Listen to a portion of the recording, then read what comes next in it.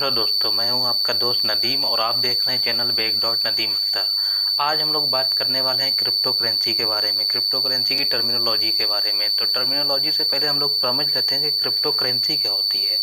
Crypto currency आपकी कोई भी डिजिटल करेंसी या फिर आपकी वर्चुअल करेंसी जो आपको क्रिप्टोग्राफी की तरह ट्रांजैक्शन का उपयोग कर सकते हैं, तो वो कहलाती है क्रिप्टो करेंसी। और ये डिसेंट्रलाइज वे में काम करती है, मतलब कोई भी अथॉरिटी इसको रेगुलेट नहीं करती, जैसे कि गवर्नमेंट हो गई या फिर कोई और थर्ड पार्टी होगी तो इसको वो रेगुलेट नहीं करती।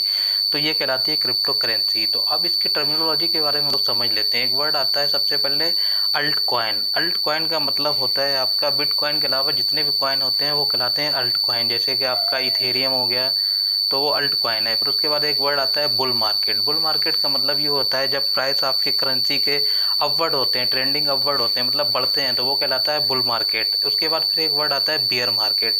बियर मार्केट का मतलब ये होता है कि जब प्राइस आपके करेंसी के नीचे आना शुरू हो जाते हैं, घटने लगते हैं, तो वो कहलाता है आपका बियर मार्केट। फिर उसके बाद एक वर्ड आता है आपका ब्लॉक।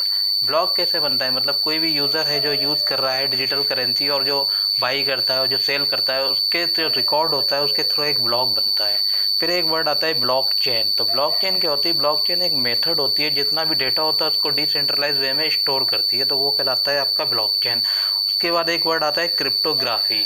क्रिप्टोग्राफी क्या है? क्रिप्टोग्राफी एक साइंस है जो आपके डेटा को सिक्योर करती है और सेव करती है, और ज़्यादातर कंप्यूटिंग सिस्टम में आज के लिए ये यूज़ होता है। फिर उसके बाद एक वर्ड आता है डी ऐप। डी का मतलब होता है डिसेंट्रलाइज और ऐप का मतलब होता है एप्लीकेशन, तो डिसेंट्रलाइज एप्लीकेशन। फिर उसके बाद एक वर्ड आता है डी फाई, DEFI, मतलब डिसेंट्रलाइज फाइनेंस। मतलब जितने भी ब्लॉक चेन के पार्टिसिपेंट होते हैं जो आपको फाइनेंस करते हैं दूसरे यूज़र को, तो उसमें किसी का गवर्नमेंट का कोई इन्वॉल्वमेंट नहीं होता है, तो वो कहलाता है डिसेंट्रलाइज फाइनेंस।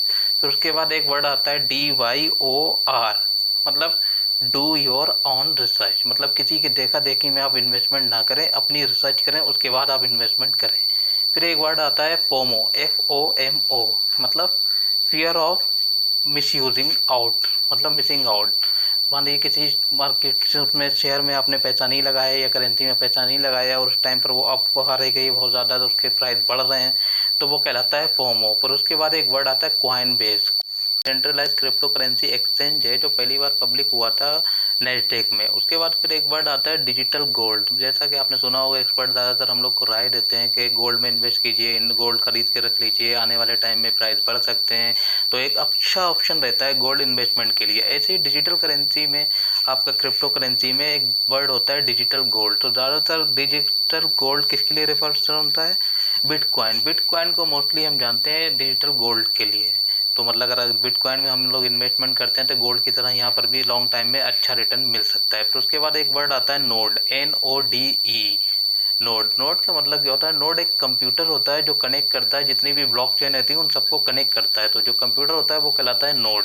फिर उसके बाद एक वर्ड आता है FUD। एफ का मतलब क्या होता है? फेयर। यू का मतलब होता है अनसर्टेनिटी, एंड डी का मतलब होता है डाउट। जितने भी इन्वेस्टर होते हैं या फिर हम लोग जो कोई भी पैसा लगाते हैं तो उनके मन में खौफ रहता है या फिर फेयर रहता है, एक अनिश्चितता रहती है कि पैसा बढ़ेगा या फिर घटेगा, या फिर डाउट रहता है कि पता नहीं पैसा डूबेगा। तो ये वर्ड थे जो टर्मिनोलॉजी थी आपकी क्रिप्टो करेंसी से रिलेटेड। आई होप कि आप लोगों को वीडियो पसंद आया होगा। अगर आप लोगों को वीडियो पसंद आया है तो लाइक एंड सब्सक्राइब करते रहिए।